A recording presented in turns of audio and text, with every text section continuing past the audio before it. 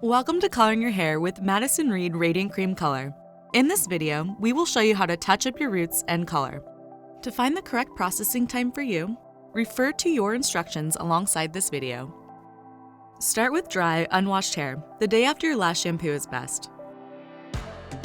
Wear a shirt that opens in the front and have towels on hand. Always wear your gloves and conduct a sensitivity test 48 hours beforehand. Prep your hair by dividing, then clipping it into 4 separate sections. Apply the included barrier cream to prevent staining on your forehead, neck, and ears.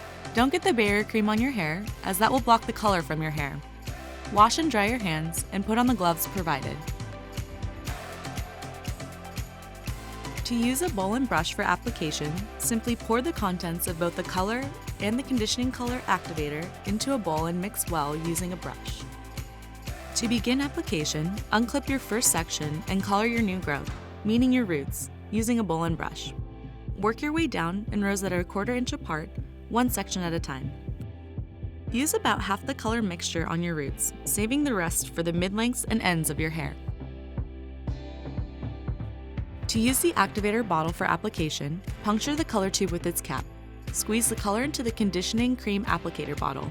Replace and tighten the cap and shake for 20 seconds to blend into a thick cream. To begin application, unclip your first section and color your new growth, meaning your roots, using the applicator bottle. Work your way down in rows that are 1/4 inch apart, one section at a time. Use about half the color mixture on your roots, saving the rest for the mid-lengths and ends of your hair. Next, color your mid-lengths and ends.